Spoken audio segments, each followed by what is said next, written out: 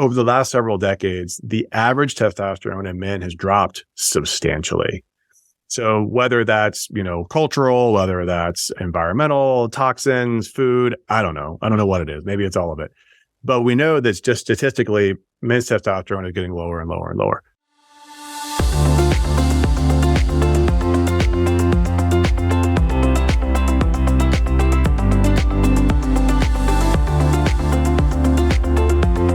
If you like our show and want to learn more, please visit our website at peakwellnesshealth.com, which is linked in the show notes below, where you can gain access to a very simple 10-day body reset program that teaches you about diet, sleep, meditation, exercise, and guides you on how to lower blood sugar, lower blood pressure, lower body fat, and improve your biomarkers all in just 10 days.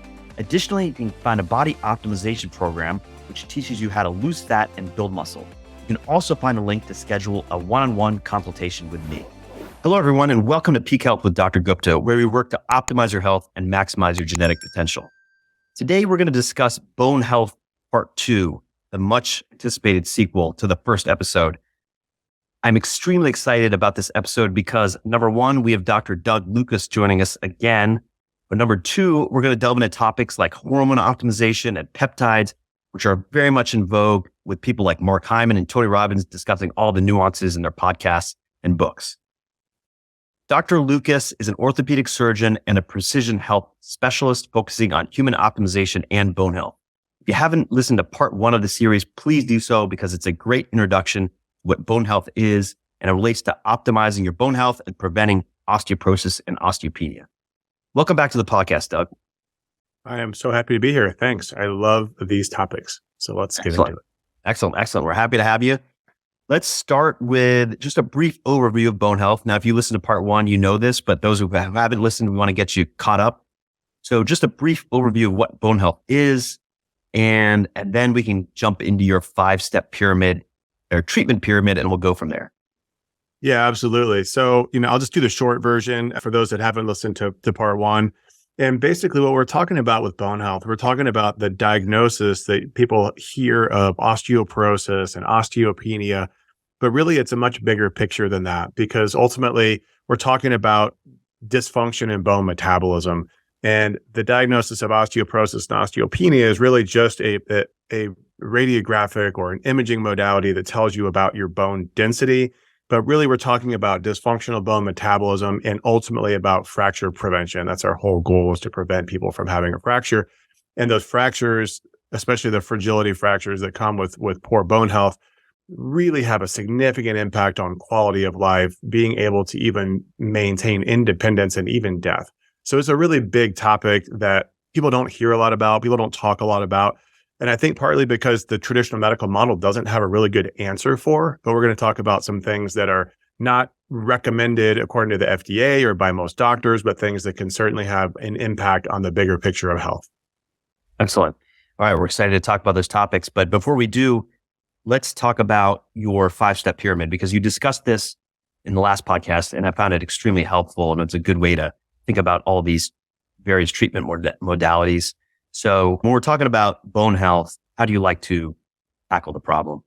Yeah, so it's funny. So the 5-step pyramid, or the pyramid of health, is something that we talk about, and it's relatively loosely defined. I'll go through that, but I'll also go through our 4R method of osteoporosis reversal, and so that's kind of like the 5 steps and the 4 steps. Let's get confused, but so the 5-step pyramid really is just the idea that we need to start with the foundation. And I talk with patients about this because a lot of times people come to me and they say, well, I want the peptide or the magic potion that's going to do all the things. And the truth is, there is not a supplement, peptide, or even drug that I can give you that's going to have a tremendous impact on your health without starting at the basics. So we talk about the pyramid being, that foundational layer are going to be all of the lifestyle things. So your nutrition, your exercise, your sleep, your stress mitigation. So those are the things that make up that foundational layer.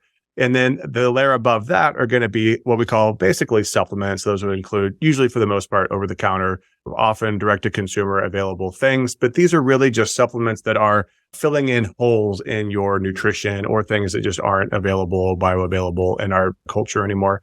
And then on top of that, the next layer would be hormone optimization. So for some people, this is actually replacement, and that's a discussion of risk benefit for each person individually. And then for other people, we're using things like either potentially pharmaceuticals, peptides, or even supplements, which can have an impact on hormones. So it's not always replacement. So then that's layer 3. And then layer 4 would be peptides, which again, peptides, like we talked about in the last episode, are these really cool, we'll just call them elements, we'll call them amino acid chains, short proteins that can have an impact on your health. And then that fifth or very top part of the pyramid is really just talking about pharmaceuticals and how we use them. Not to say that they're not impactful, but generally we're trying to avoid pharmaceuticals and using them as a last resort, understanding that there is a role for pharmaceuticals, but that we should really achieve all of the other goals first before we get there. Right. And I love how you describe a pyramid structure, because that really, the fundamental foundation of this is lifestyle. And that's, what we talk about in the majority of this podcast is lifestyle changes that you can make that will have a tremendous impact on your health. The supplement part of it, I think, is also important, because many people just don't want to take supplements. They're like, oh, I don't need it if I eat healthy, if I eat well, I have a nutritious diet full of vegetables and things of that sort. I don't need supplements. Well, that in some ways it may be true, and many years ago was probably more true than it is now, because the soil has been depleted markedly of a lot of these minerals and vitamins that we need. But the unfortunate truth is, for most of us, you need supplements. If you live in an area where you're looking at, you're focused on regenerative agriculture, you are getting plenty of sleep, you're getting plenty of sunlight, you're exercising frequently, maybe you don't need supplements. But in the environment in which we live in, most of the time you're not getting those things, and you do need some of those supplements. And we spoke about them in some detail in the last podcast. So lifestyle supplements, and then we move on. Hormone optimization, peptides, meds. Anything to add to that? No, I think it's great. And you're absolutely right, where it is really rare for people to be able to get everything they need through food, even with the best diet, unless, again, you're growing it yourself, you have great soil. It's just not in our food supply anymore. And so this is something that we all have to be aware of. And I recommend if you think that you are, then I would say test, and let's run a test. Let's run a, functional testing, look at the biomarkers and see, because most of these things are testable. Yeah, absolutely. Yeah, good point. Okay, great. And you mentioned this RRR. Yeah, so we call it the 4R method. And so we came up with this because we were struggling to explain our approach to bone health. And I think one of the biggest challenges, when we talk about the pyramid that we were just discussing, we say, well, the top of the pyramid is pharmaceuticals. But when you hear people talk about their experience in the traditional medical model with bone health, people will go to their doctor, they have a diagnosis of osteoporosis, hopefully from an imaging modality and not from a fracture. And the doctor will, input some numbers into an equation and come out with a risk. And if that risk meets a certain threshold, then they're recommended a drug. But that skipped the entire pyramid, right? All the way up to the top. And let's just go pharmaceutical. And I understand why they do that, because they want to prevent fractures, and the drugs do to some extent prevent fractures. So I totally get that. But the drugs for osteoporosis are avoiding the underlying issue, which is, why are you losing bone in the first place? They're not effective for a lot of people. There is a huge resistance to taking the drugs in the first place, with about an 80% quote unquote failure rate for non-adherence, meaning people just don't want to take them. And the side effects are not insignificant, and the risks are not insignificant. So I get that too. So we came up with the 4R program because we said, well, we need to understand, why are you losing bone? And so the first of the 4 R's is to recognize why you're losing bone. That comes with testing, potentially functional testing, coaching to understand lifestyle. Once we understand those causes of bone loss, then we work to the second R, reverse those causes of bone loss. And then the third R is retest to make sure we're headed in the right direction. And the fourth R is to revive your life and help you live without the fear of fracture. So love the 4R method, because it helps us to put bone health into a box and say, okay, you have osteoporosis or osteopenia, let's fix it.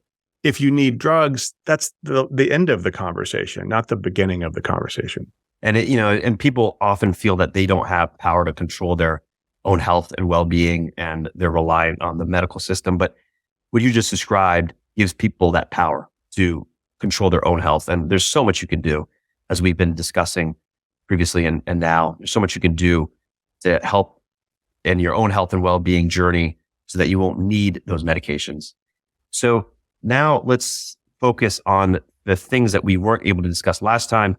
The first is focusing on the bottom of the pyramid in the lifestyle section in muscle building, which is so important because sarcopenia is a huge problem as we age. It has an effect on your bone health, has an effect on your lifestyle and what you can accomplish in life. And, there's a lot of studies out there showing that your grip strength relates to your morbidity and mortality over time. So maybe you could focus on that for now. Yeah, absolutely. So, what you were just talking about, sarcopenia or loss of muscle mass, it is so closely associated with bone loss and osteoporosis that it's almost a question of chicken or the egg. Which one came first? It doesn't really matter because we need to fix it both. I think the conversation around grip strength is interesting, and we talk about it because that's what the literature shows, right? Grip strength has association with health and outcomes and longevity. So I have patients, then they'll ask me, well, how do I improve my grip strength? And if I, use these grip strength things, will that make me live longer and improve my bone health? And the answer is, well, no, it's a surrogate marker, right? It's a surrogate marker of your overall strength. So when we talk about, go back to the pyramid, one of the primary things in that pyramid is exercise and the other one being nutrition. Now you really have to have them all in order to maintain and improve muscle mass, but those are going to be the two primary drivers. And, of those two primary drivers, people tend to skip out on the exercise part the most. So I'll start there. As we age, we tend to stop doing resistance training. People tend to stop going to the gym, although I've seen a nice shift in that trend in the other direction, which is great. But people kind of start doing things that they're more comfortable with, that don't hurt as much, that don't hurt their joints. And we get away from resistance training. And the truth is that our muscles respond robustly to things that stress them out. And so we need to do resistance training. And whether that means a band or free weights or, a class or body weights, it can mean so many things, but we tend to just avoid it because it hurts, but it hurts in a good way, not a bad way, hopefully. Also, it's tough for somebody like myself who runs a telehealth practice to say, well, you need to do these things, but then I can't give them very clear guidance because I'm not there to put my hands on them. I'm not there to watch them do the exercises. And so we on the other things, or we tend to focus on the other things, which was an error, I think, early on in our practice. We now have some tools available to our patients, but we've always recommended people to pursue somebody locally to help them with that, because I think it is dangerous to take somebody with pretty significant or severe osteoporosis and have them start doing exercises with, resistance and talking about doing things like a deadlift. When they don't have training, they use the wrong technique and then end up with a fracture and injury. And that takes a long time to recover from. So this has to be done carefully, but it's really important that it's done. And I do see a lot of people aren't doing it. Yes. And you mentioned, nutrition is a foundation, and that's extremely important too, because if you want to start building muscle, you have to start with nutrition first. And that's, 80% of the process is nutrition. And if you don't eat enough, if you don't take adequate protein that has the right amino acid profile, you're not going to be able to gain muscle, no matter how hard you lift and exert yourself. So maybe Doug, I'm thinking about my parents or, their friends who are in their late 70s, 80s. They obviously are losing muscle mass, developing osteoporosis or bone health. How do you help those people start on this process? What are some practical tips? Yeah, I think it's, in my opinion, you really need to figure out where you are. So my parents, similar age group, right? So my in-laws in particular, they're in their 80s and high 70s, and they just have recently gone through this health kick, which is, funny because they lived around me for the last 20 years. So I don't know where they've been, but here they are. So, they're showing up, they say, well, how do I get started? And the first thing is, well, where are you? What does your muscle mass look like? What does your strength look like? Do you have any joint injuries that you need to avoid or work around? Because again, we don't want to get you injured, because if we get you injured, you'll lose motivation and it'll take you a long time to recover. And so figuring out where you are. And so for my patients, that's blood testing, that's potentially functional testing. There are some of these things you can do on your own. And we have launched and are continuing to develop a do-it-yourself program to help people to kind of work through this at a different price point. So there are more and more ways to do that. Elaborate on that a bit. What blood tests, what functional tests?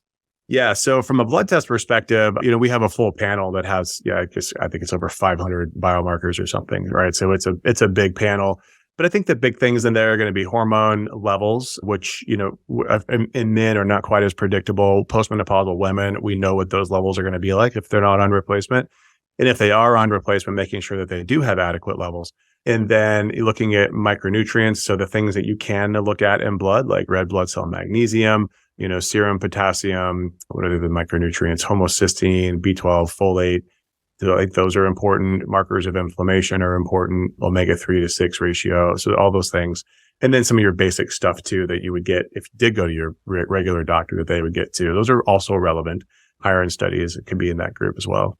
Yeah. So then functional testing, it really depends on the scenario. I find a lot of people with bone health issues have gut dysfunction. So whether they have a history of acid reflux, whether they have a history of just discomfort with eating, particularly with eating protein, constipation is extremely common. So figuring out, okay, where are you starting? And then what potential functional testing do you need? Is this a stool test? Is this a food sensitivity test? Is this a SIBO test? Or are we looking for the levels of stomach acid? That kind of stuff that will really help you to improve your digestion so that you can then improve your muscle mass, improve your bone health, et cetera. Got it. Okay. Excellent. And so if this particular type of patient, elderly patient, our parents' age, who are looking to increase their muscle mass, if they're looking to start, they would start with these things, the blood tests, the functional testing, and making sure they are ready to take on the nutrition, the protein that they would need to gain muscle mass and make sure that they will not, potentially harm themselves or fracture bone or something like that. Now, do you also recommend other types of testing, DEXA scans and things like that before?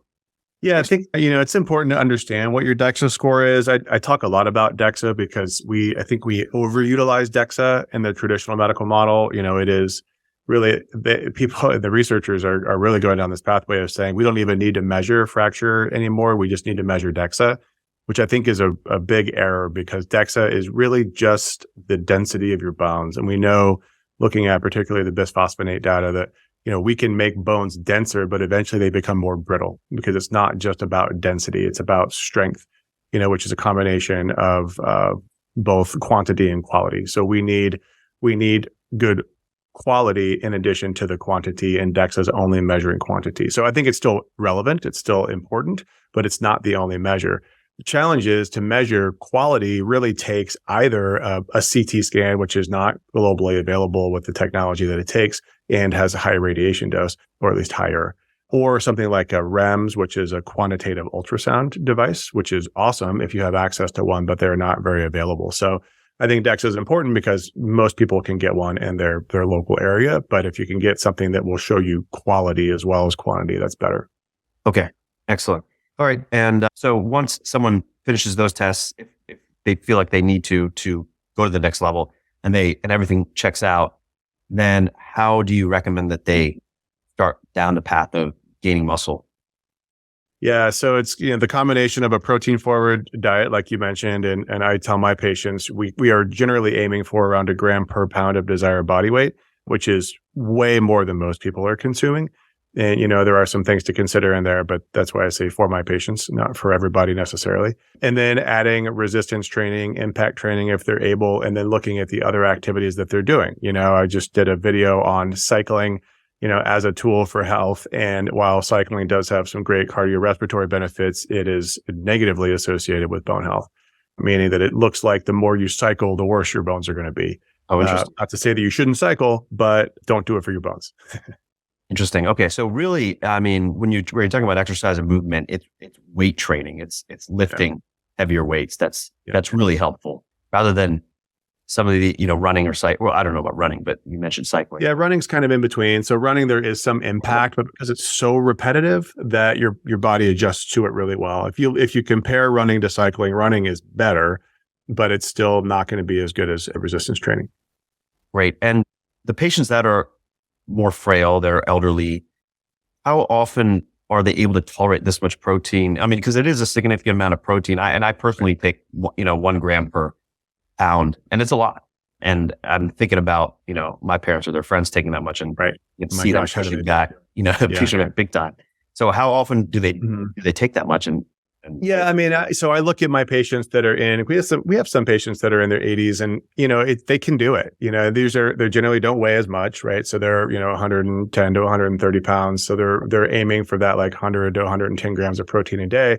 And the truth is, they have to make sure that they're getting 3 to potentially 4 meals a day, in between 20 and 30 grams at each meal of protein, and really shaping their meals around their protein. And then if they need to supplement with an additional protein shake, then they do that.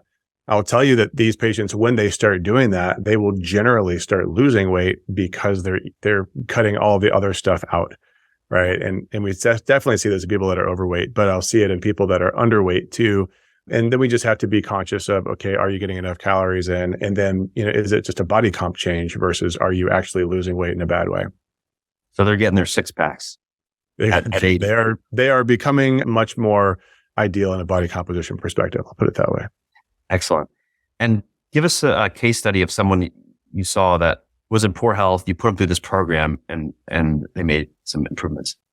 Yeah. So, gosh, would be the best example. I think probably I've got a couple of good examples, and I just think in general, I'm just thinking of somebody who we caught the fall. The rapid bone loss that occurs with menopause. This is a patient of mine. She's in her late 50s, and she came to me just absolutely terrified of her DEXA scores. Now, she'd never had a fracture, but she had DEXA scans 2 years apart, was going through menopause, and had, I think it was like a 14% loss of density in her spine in 2 years. And so that was extremely concerning for her. She was already osteopenic to begin with, and then she crossed that border to osteoporosis. And so we took a look at everything. We balanced her micronutrients. She was a candidate for hormone replacement. So we started her on estrogen, testosterone, and progesterone. She did have some symptoms of menopause as well, which those were all resolved. And then at her repeat DEXA, she showed a resolution of stopping bone loss. So we did not start to see improvement yet, but this was within a year. So you wouldn't see improvement in a year anyway. But her DEXA showed no bone loss at follow-up. And then her bone turnover markers, which I think are better markers of progress than DEXA, our bone turnover markers, which look at the actual cells that either make or break down bone, the breakdown bone markers slowed down by, I forget the actual number, but it was at least by like half. So if it was at 800 before, it was 400 now, which is exactly what we want. And then the marker of bone building, P1NP, went up dramatically. And that's a sign of the testosterone. I don't remember if she was on peptides, but testosterone and the changes that she had made in her exercise routine and eating a protein forward diet. So we see it all the time. And that's just one example of somebody who was really we caught her, turned her around and pushed her in the right direction. And now she's just flying. That's awesome. What are those bone markers again that you? Yeah. So there's the 2 bone markers that we like the most that we follow patients with. The first one is CTX, or C-telopeptide. And CTX is the marker for osteoclast function. So the cells that break down bone. So we want that to come down. And that's the marker that doctors will use if you're on a bisphosphonate or Prolia, which is another anti-resorptive. They'll use that to measure success of the drug because they're basically poisoning the osteoclasts. And then the other one is P1NP. And I won't try to say what that stands for because it's a really long series of words. But basically P1NP is the osteoblast marker of function. And so we want those osteoblasts to be able to make bone. What's interesting when you look at patients that are on pharmaceuticals, even if they're anti-resorptives, what we see is complete suppression of both. So both osteoclasts and osteoblasts are not functioning. So basically you just have metabolically inactive bone, which will make your DEXA look better over time, but it will make you eventually have more fragile bone. And so that's why I really steer away from bisphosphonates unless somebody is in a very unique situation. Are you struggling with reaching your health goals? Do you feel like you need extra help to achieve your desired level of wellness? Well, we're here to tell you that you're not alone. Our website at peakwellnesshealth.com, which is linked in the show notes below, offers a variety of resources to help you on your journey towards optimal health. One of the most popular resources is the 10-day body reset course, which is designed to teach you about diet, sleep, meditation, exercise, and how to lower your blood sugar, blood pressure, body fat, and improve your biomarkers all in just 10 days. Our program is comprehensive yet easy to follow, and we've seen amazing results for those who have completed it. But that's not all. we offer a body optimization course, which teaches you how to lose fat and build muscle. Our program is tailored towards your individual needs and goals so that you can be sure that you're getting the most effective guidance. And if you need even more personalized support, we offer one-on-one consultations. During these sessions, we'll work with you to create a personalized plan that takes into account your unique circumstances, preferences, and goals. Visit peakwellnesshealth.com today and take the first step towards achieving your health goals. Okay, great. All right, and that's a great segue into our next topic, which is hormone optimization. You mentioned this particular patient, you started her on hormone replacement therapy. Maybe we can start with women and then we'll go to men. What are your thoughts on hormone replacement therapy? And if you could also incorporate the Women's Health Initiative study, which, many people hear about and are concerned about because it showed that, potentially hormone replacement would cause adverse effects like cardiovascular effects and death. Breast cancer. Yeah. So I was just reading the original publication in 2002 from the Women's Health Initiative last week. And I was doing that not to torture myself, but to work on a chapter in a book I'm writing on bone health. And I'm so amazed by what that study did. And, I would love to go back to 2002 and just be in the circles of doctors who are involved in this whole process, because it's a really interesting example of how evidence-based medicine in a arguably well-designed or not, but in a big, well-funded study generated data that were taken so out of context and had such an impact on millions of women and men eventually, but millions of women, not only in the US, but then worldwide. And then how multiple studies have come out that have really refuted all of it. And yet the damage that was done is still ongoing, and it is really not changing course. I mean, it's really remarkable. So so the first part of your question is, do I recommend hormone replacement? And the answer is absolutely. Understanding that, if we're talking about the FTC and the FDA, hormone replacement is not FDA approved for osteoporosis. However, it is approved for symptoms of menopause. It is approved to help women get through the perimenopause period. And then from a longevity anti-aging perspective, we use it off-label for anything where there might be potential benefit. Now, there is risk with hormone replacement, just like there is risk with anything. But I think the risks have been taken way out of context. And I have all this data at the tip of my brain, so I could ramble on forever. But the two things I think that are really important to understand, I'll just limit it to two, about the Women's Health Initiative is that when you look at the intervention group, so by intervention group, I mean the group of women that were put on hormone replacement, there were actually two. And so one group was on an estrogen-only replacement, and I'll define that in a second. The other group was on estrogen and progestin. It's really important to understand here that the estrogen that they used was Premarin, or conjugated equine estrogen, which is an estrogen product that is derived from horse's urine. And when you use something from another animal, you have to ask the question, is it the same as what's in humans? And conjugated equine estrogen is not the same. It's not the same quantity of estrogens. It's not the same combination of estrogens. There are estrogens in horses that humans don't have. And so we're basically taking a synthetic, even though it came from a biologic animal, but it's synthetic and it's not what humans are used to. So you have this product that you're then taking as a pill. So they took it orally, which has implications as well. And then the progesterone side is they were not using progesterone. And this is really confusing because in the media, in the headlines, they say hormone replacement. They say estrogen and progesterone cause these things. But the Women's Health Initiative did not use bioidentical estrogen replacement in the progestins, which they use, medroxyprogesterone acetate, or MPA, also known as Provera. That is not progesterone. It is a synthetic product that has different receptors. It responds differently in the body.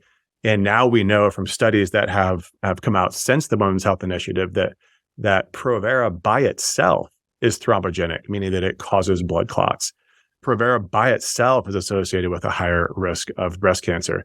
So when you go back and look at the Women's Health Initiative and you say, okay, in the estrogen and the progesterone group, they had, and I'm going to use quotes for those not watching this, but they had a higher incidence of invasive breast cancer. What's really interesting, if you look at the statistics, the hazard ratio included 1, right? So it actually wasn't higher. Now, they were able to say that because there was a subgroup that was higher, but the entire group in its entirety of women that were on hormone replacement did not have a higher risk of invasive breast cancer. And yet that's what the headlines read. And understanding, again, that they were not on the same things that I recommend for my patients. And they just decimated the field. And if you look at the estrogen-only group in that study, they did not have a higher incidence of breast cancer. And so that arm of the study was not stopped at 5 years like the combination side was. So it just blows my mind that study had such a tremendous impact, and people didn't really seem to question the fact that they were not natural hormones, and that these hormones have a track record of the things that they were proving was true with hormone replacement. But we already knew that, right? We knew that progestins were dangerous, and we continue to use them in lots of products in the medical community. And then we know that Premarin, when taken orally, will increase your risk of blood clot as well. And that's why I don't recommend it that way. But yet when patients come to me, they're very concerned about these potential risks. And so it's a very challenging conversation because of that study and then others. Right. Yeah. I clearly remember that when I was a medical resident back then, where when the data came out, all of a sudden, all these patients completely stopped their hormone replacement therapy. And it caused such adverse consequences in so many women, especially the perimenopausal group, and they just weren't prescribed them. And, it was like slow going until that recovered. So yeah, I really appreciate you going into depth and detail about that. Now, that being said, what do you recommend when, so if a woman comes to you in that perimenopausal, postmenopausal place, like how do you test them? What hormones do you recommend that you replace with? We'll start with blood testing, just to see what are your levels. And so, we test estradiol, we test testosterone, free testosterone, SHBG, progesterone levels. Excuse me. And, we do that because we want to understand, where are you? For postmenopausal women, it's relatively obvious that those levels are essentially going to be 0 or very close to 0. If they're on replacement, like I said earlier, we want to see, okay, where are your blood levels? Because there are, particularly in the OBGYN community, the ACOG, which is the American College of Obstetricians and Gynecologists, their recommendation to physicians is to use as little a hormone as possible for as short a time as possible. So really what they're aiming for are symptom relief, which is what they should be aiming for because they're following the FDA recommendations, right? So they're treating symptoms of menopause. But that level of estradiol in the blood is not what the literature would support is what you need to slow down or potentially reverse bone loss. So we're checking those levels to say, okay, where are you? And then what can we do about it? There are several different ways that people can use hormones. The way that I've been trained through A4M and through other, kind of hormone specialty groups is to use topical creams for estrogen and testosterone. And the reason why we do that is because they're well absorbed, it's relatively consistent, and it avoids, for the most part, that increased risk of blood clot that you see with oral estrogen. Not completely, but it's a much lower risk if it's even statistically significant at all. Testosterone is really the only way at that dose, unless you want to do injections, which I don't know why you'd want to do injections over a cream for testosterone. And then progesterone is an oral capsule, and we use micronized progesterone, which again avoids the risk of the progestin, which is increased risk of blood clot. And oral progesterone is very well tolerated and is also a really nice sleep aid for women, especially that are struggling with night sweats and other issues of sleep around menopause. Excellent. Okay. So blood tests, find out where they are.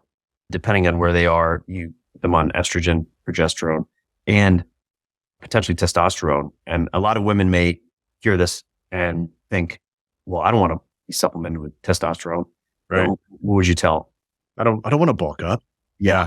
Right. So I love this question too about women. They'll say, well, I don't want to do resistance training because I don't want to get too big. And that's that. Prove me wrong. Prove me wrong that you're going to get too big by doing resistance training. Because I have a lot of patients, younger women, premenopausal women that I strongly encourage them to do resistance training. And I only have one patient that I would even remotely say, well, you're pretty muscular, whoa, you got pretty muscular. But for the most part, I think it's almost impossible testosterone, if dosed correctly, should not have that effect either. And we forget, or a lot of people don't know maybe, that women have testosterone just like men do, and men have estradiol and other estrogens just like women do, just at different ratios, right? So, while a man's ideal testosterone is, 800 to 1,000 or potentially more, depending on factors, for total testosterone, for women, it's under 100, right? It's probably closer to like 80, 60, or even 40. And those levels will help a woman to have more energy. It can help with brain fog. It can help with body composition, improving muscle mass. It can help with libido. And so it can really improve a lot of the other factors around, particularly perimenopause, postmenopause, and is a nice complement to the other sides of hormone replacement. Excellent. Okay. Let's jump to men now. When would you consider testosterone replacement, and what are the adverse consequences of testosterone replacement? Because many men may think, well, this is going to suppress my natural testosterone. I'll have to take this, for the remainder of my life, and it's going to shrink my gonads and all that kind of stuff. Yeah. Yeah. Well, yeah. So there are risks, and then there are side effects, right? And so let me just start with the indications. So, we hear testosterone replacement, and for whatever reason, it just has this negative connotation to it. Just our society looks down upon men that are replacing testosterone, and there's some great examples in the social media recently about this. But what's interesting about our testosterone levels in general is that over the last several decades, the average testosterone in men has dropped substantially. So whether that's, cultural, whether that's environmental, toxins, food, I don't know. I don't know what it is. Maybe it's all of it. But we know that just statistically, men's testosterone is getting lower and lower and lower. I'm a part of this too. Like you're saying, over decades when we're measuring testosterone. Right. And not adjusted for age, or actually adjusted for age, meaning that if you look at the 30-year-olds 50 years ago versus 30-year-olds now, the average testosterone level is substantially lower. Like, I don't remember the exact numbers, but off the top of my head, it was like half. I mean, it's crazy low. Wow. And the problem with that is that if you have a lower starting point, just like women go through menopause, men go through andropause, which is a slower loss of sex hormones over time. But if your starting point is lower, as you start to lose your sex hormones over time, you're going to become symptomatic earlier and earlier. Where it used to be men in their 70s, 80s, and beyond, now it's men in their 50s, 40s, 30s. Because I see guys that come in their 20s and 30s with testosterone in the 200s, which is, for those that don't know the ranges, that's extremely low. That's actually technically, diagnosed as low T. Whereas, optimal for a guy in his 20s is probably 1,000, 1,200, 1,400 total testosterone. So that guy starts to lose testosterone over time, and he's going to be symptomatic out of the gate. So I think, when are the indications? There are the FDA indications of under whatever the moving target is of 300 something or 298 or whatever it is. But I think that's way too low, because we start to see men that are symptomatic in the 400s and 500s total. And part of this is the SHBG, which stands for sex hormone binding globulin, which we measure. And basically what that is, it's the carrier protein in your blood for testosterone. And if you have high levels of it, even if you have relatively high testosterone, the active or free testosterone is going to be low. And so you could have a total testosterone of 700, but if your SHBG is 100, then your free testosterone is going to be low. And so, there are tools to kind of tweak all of these things. But when I look for indications, I'm looking for clinical signs of low T. So I'm looking for fatigue. I'm looking for potentially feelings of depression, low energy, brain fog, low libido, poor potentially sexual function, erectile function. Those are kind of the big drivers for me. Inability to maintain muscle mass despite, the right exercise and diet. So I'm willing to give it a try off label for those indications in men, which again can happen, early in life, 40s, 30s and below. So now what if the men's testosterone levels are adequate, but they still have those symptoms? Would you? Yeah, then we need to look at other reasons, right? Because those are kind of general broad symptoms. And so yes, they can be signs of low testosterone, but I just had a good example of this where a guy, he came to me for a low T and his testosterone was 1,000, and he's like, well, I have these symptoms of this, this, and this, but the only thing he had tested was testosterone. He said, I want to go on testosterone. I was like, well, let's let's look at the foundation, right? Let's go back to the bottom of the pyramid and let's start there and let's see what's off, because something else has got to be off. Yeah. I wouldn't generally just start there, but this is where I think there is a negative connotation around replacement, because so many of the, especially nationwide telehealth, dispensaries of testosterone, all they test is testosterone. And if you have the symptoms, then they just replace it, or they don't even test, which I think is malpractice. They just replace it, which there are implications, and we should talk about the risks and side effects. Yes. And it's something also to keep in mind is that, as we've been mentioning over and over, there's the foundational base, right? Diet, exercise, sleep. If you are overweight, if you aren't getting enough sleep, if you have a poor diet, these are all things that are going to decrease your overall free testosterone.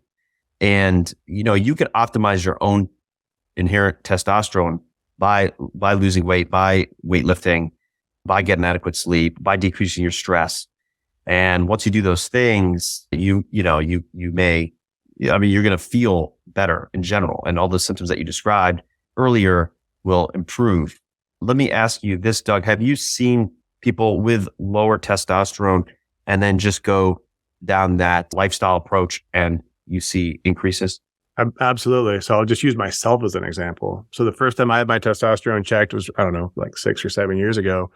I'm 45 now, so I was in my late 30s, and I guess I was 40 if it was 5 years ago. And my testosterone, I think my total was like 400 or maybe high 300s or something, right? Which is really low.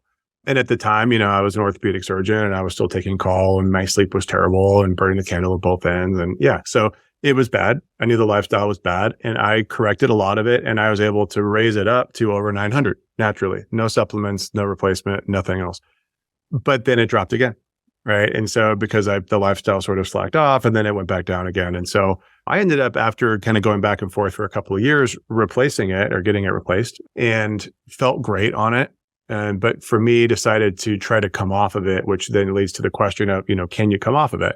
Yeah. And so the answer to that is you can come off of it, but it will have an impact. It does cut the feedback loop of testosterone production. So if you come off of it, I wouldn't recommend going cold turkey. We have a whole strategy using peptides and medications like clomiphene off label for kind of restarting the system. So you certainly can do it. And I did it and I felt fine, coming off of it. It was okay because we used the right process. But if your thought is, will this short circuit my ability to produce my own testosterone? The answer is absolutely. It'll also have an impact on fertility. So the same hormones, well, there's 2 hormones. If you cut them both off from the brain to the testicles, then you'll also stop producing sperm. So that can have an impact on fertility. So those 2 things are absolutely real. Gonad shrinkage is real. The question is how much? And, there's different numbers out there, but generally people will say, 10% of the size of the testicle will go down. For most men, though, I ask the question of, does this bother you and does it bother your partner? And that's ultimately the most important thing, because most men, I don't think, are actually that worried about it, and their partners probably aren't either. So those are kind of the side effects. Other potential side effects like acne, that's a conversion issue. Too much estrogen as a conversion issue as well. That's why you really should measure those things and make sure you don't have too much conversion of DHT or estradiol. Those can be managed. The risks, I think, are important to understand too. And I hear patients, similar with women with hormone replacement, I hear the same thing with men with TRT, which is, well, I think it's going to cause men. I had a physician whose wife was a physician, and she was adamant that he not go on testosterone because of the fear that it was going to cause him to have a heart attack. So there's the heart attack fear, and then there is the prostate cancer fear. And so the thing about the heart attack is that there are studies that show an increased association of testosterone prescriptions with heart attack. But if you look at those studies, they're not very well designed, and they're not designed to show an outcome like that. These are insurance database studies based on prescriptions written, has nothing to do with prescriptions taken, underlying disease, other risk factors, et cetera. So imagine who would be recommended to a prescription for testosterone are guys that have really low T. If you have metabolic disease, heart disease, you're going to have really low T. So I think there's too much bias there to read into that. Any intervention study that's ever been done has not shown an increased risk of heart attacks that I'm aware of. Prostate cancer, while if you give somebody who has prostate cancer, who has a hormone-sensitive prostate cancer, giving them testosterone will make that cancer grow faster. Same thing with women and breast cancer. If you have an estrogen sensitive breast cancer and you give somebody estrogen or progesterone and they're progesterone sensitive, it will make that cancer grow faster. So that's why you can't say that there's no risk, but at the same time, if somebody is cancer free for men, if they do not have prostate cancer, they're undergoing PSA testing and they're having a digital exam, and we know what that prostate looks and feels like, then that shouldn't be a risk that you need to worry about. But we, again, still follow them with labs and make sure that their PSA doesn't pop up. So what about BPH? If someone has BPH, should they, or benign prostatic hypertrophy, should they? Yeah, thanks. Yeah, so for men that have BPH, we look at their PSA, and their PSA for men that have BPH is naturally going to be higher. So then you kind of have to go down this pathway of saying, okay, do we get more information? Do we get free PSA? Do we use a 4K score for prostate cancer? Generally, we're going to get urology involved, and we're going to make a team decision around it. Most men with BPH don't have prostate cancer, right? So it shouldn't be an issue. And testosterone shouldn't cause BPH to get worse. It shouldn't take men that have issues with urination from BPH and make them worse, although it could. And so again, that's just that balance of what's right, because you're going to be potentially very symptomatic from having low testosterone, and there are things you can do about BPH. So it's always a balance. Okay, great. All right. And we're getting close to time, but I do want to talk about peptides before we end. You mentioned peptides several times, and peptides have been around for ages. There are many naturally occurring peptides. One that people are very familiar with is insulin. And what peptides are chains of amino acids linked together by peptide bonds. And they're generally smaller than proteins, which are larger chains of amino acids, but they are used as hormones in the body. They're used as hormones, neurotransmitter signaling molecules. So how do you use peptides? How do you administer them? Maybe just give us an overview there. Yeah. So again, if we look at the pyramid of where they come in after we kind of have hormones dialed in, then we start talking about things like peptides. So I'm going to use them on the bone health group. I'm going to use them really for muscle mass. There is not a peptide. There are some fun other hormone hacks, but there are not peptides that I'm aware of that directly impact bone. But there are peptides that directly impact muscle, which we know is closely associated with bone health. So my goal is to basically put the body in a more of an anabolic state using the IGF-1 pathway. It stands for insulin-like growth factor. And there's a couple different ways to do that. The peptides that are directly related to IGF-1 would be things like sermorelin. And you mentioned Tony Robbins earlier, the company that he started around his book, Life Force. One of the first things that they started with was sermorelin because it helps people to feel better. It increases IGF-1. It has longevity hacks, energy, kind of has similar profile of testosterone without the improvements in sexual function and libido. So there's a whole group though in that pathway. So the growth hormone secretagogues, they're what those called. So that's sermorelin, that's ipamorelin, CJC is in there. And then those are all injectables, which is a turnoff for a lot of people. So subcutaneous injectables. There is actually an oral one in that group as well, which I really like for my bone health patients, which is MK677 or ibutamoren. And so that one can be taken as a capsule. It's stable in the gut and very well tolerated by my bone health group, which tends to be, postmenopausal. So they're not really interested in doing injections for the most part. So that's a really fun one there. And then there are other body comp ones like AOD 9604, which is a fragment of growth hormone. Melanotan is an interesting one that has a quote unquote side effect of stimulating your melanocytes to make you look more tan. So some people really like that one. And then there's a whole field of the immune side, the immune function side, and mental function, cognitive side for people that have early cognitive decline or concerns about that. So I think I have a list of 40 different peptides that I use for different reasons, but those are some of my favorites. Oh, that's really interesting. So, tell us, because this is so fascinating to me as the peptide knowledge base has been increasing, the scientific studies have been increasing, people have been using them more, we have more experience with them.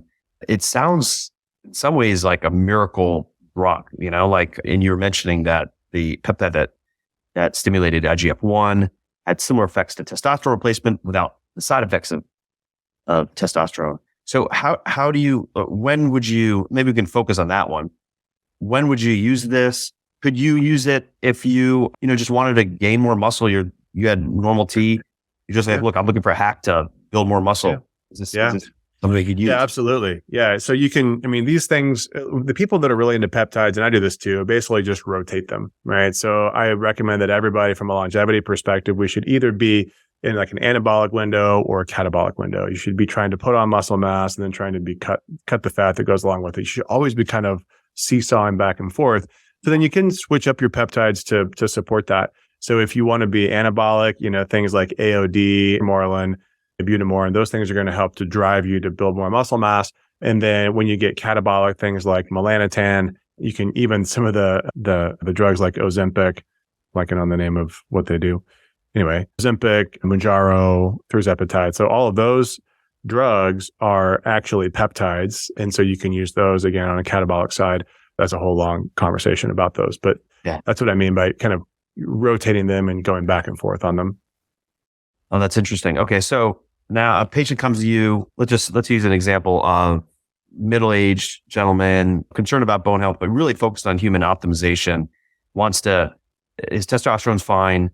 All of his other tests look good. He wants to work to build muscle and lose fat. Would you recommend him to rotate the peptides? I mean, would that be something you? Yeah, I think, once we've kind of nailed everything else and they have a clear nutrition plan, then absolutely. Yeah, I think that's a great spot to start with peptides.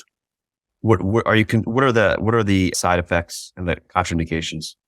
Yeah, it depends on the peptide. So, before we had started recording, we were talking about cancer, and this is one of those areas where, if you're talking about something that increases IGF-1, if you have active cancer, that's something that would be, a concern. The nice thing about peptides, though, in general, is that because they're naturally occurring molecules and they're done, at least the ones I'm using, have human research to support the fact that there are very broad dosing ranges. So, we dose these things in a way that there really doesn't seem like there are any risks associated with them. Now, I can never say that confidently because, again, there's risks with everything. But the research that supports these things show that they're very well tolerated with a very low risk profile. If they're injectables, obviously you have the risk of the injection and, pain and potentially infection and that kind of stuff. But for the most part, they're very well tolerated. And there are just some unique risks associated with each of the independent peptides. And that's why working with somebody who understands them is really important and not just trying to find them online because you can find them as a consumer, but they're going to come from pharmacies that clearly state on their website that they're not for human consumption. But a lot of people do that anyway. So I would not recommend that because you probably don't know the contraindications. Yes. That's a great point. That's another question is, how do you know the purity of these things? And you mentioned, you obviously have to work with someone that has knowledge in this space, but is there any other tips for folks to understand the purity of these compounds? Yeah, I mean, I've reached out to the direct-to-consumer pharmacies, and it's a tough one because if I look at the cost, the cost of me in the pharmacies that I use versus these direct-to-consumer pharmacies, it's like 3 times as much. But I know that the pharmacies that I'm using are under really tight scrutiny from the FDA and other pharmacy organizations. So I know that they're really, really good about their rules and regulations and what they're producing. The other pharmacies are not, right? So they can get away with seemingly anything. Now they say that they have really high purity, but nobody's testing it, right? Yeah. So, how do you know?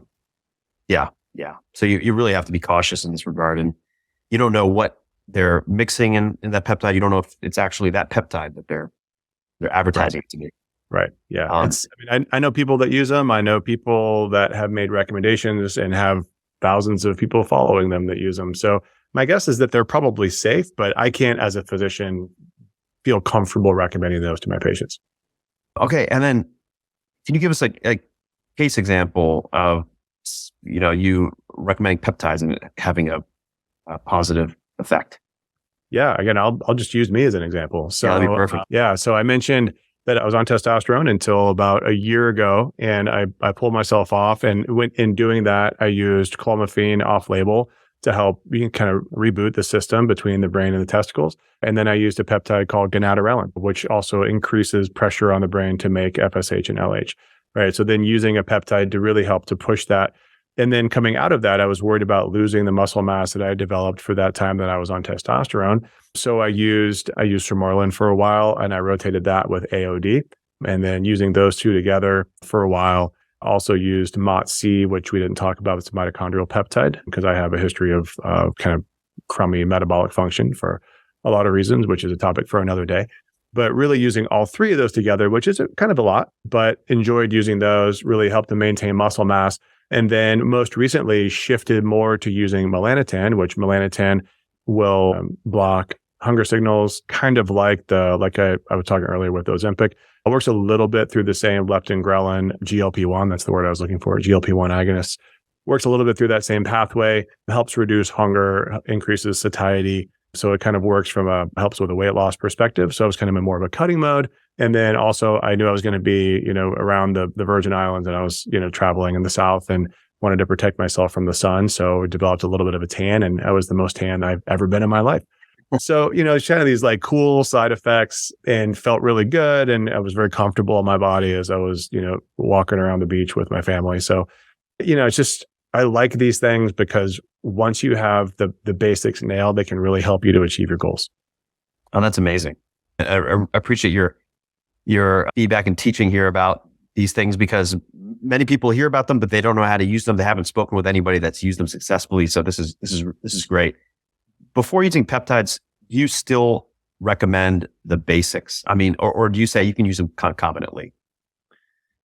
I mean, it's kind of the same challenge with hormone replacement. So when people come to me and they feel crummy and their hormones are terrible, do we say, well, if you work on the basics, work on the lifestyle and get better sleep and eat better, you're going to feel better. So I'm not going to give you anything.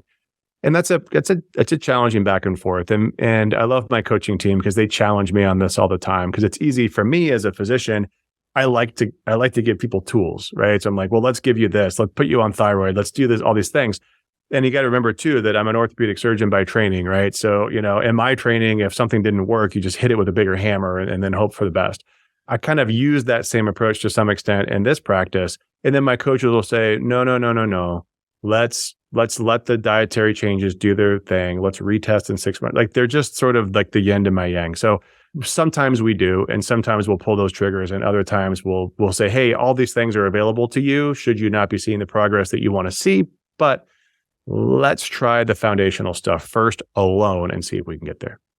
Excellent. Well, Doug, this was phenomenal. Thank you so much for your time. I'm sure the listeners got a ton out of this. If people want to contact you, learn more about you, how would they do so? So we have basically two websites to check out. So one would be optimalhumanhealth.com, and that's for more of the anti-aging longevity perspective. And the other one is optimalbonehealth.com, and that is very specific to osteoporosis. Most of our effort right now from a digital side is focused on YouTube. So just look up Dr. Doug Lucas on YouTube and you'll find us there. Most of that content right now is aimed at bone health, but towards the second half of this year, we're going to start shifting that back towards the longevity anti-aging side. Awesome. Well, thank you so much. Hopefully we'll have you again for a third time. All right. Looking forward to it. Thanks, man. I hope you enjoyed this podcast. And if you did, please make sure to hit the subscribe and the like button and leave a comment about what you'd like to see on our future episodes. Just a reminder that this podcast is for educational purposes only. It does not substitute for professional care, nor does it constitute medical or other professional advice or services. If you're looking for medical care, please seek a qualified doctor or medical professional. For more information, or if you'd like to check out our programs, please visit our website, peakwellnesshealth.com. That's peakwellnesshealth.com.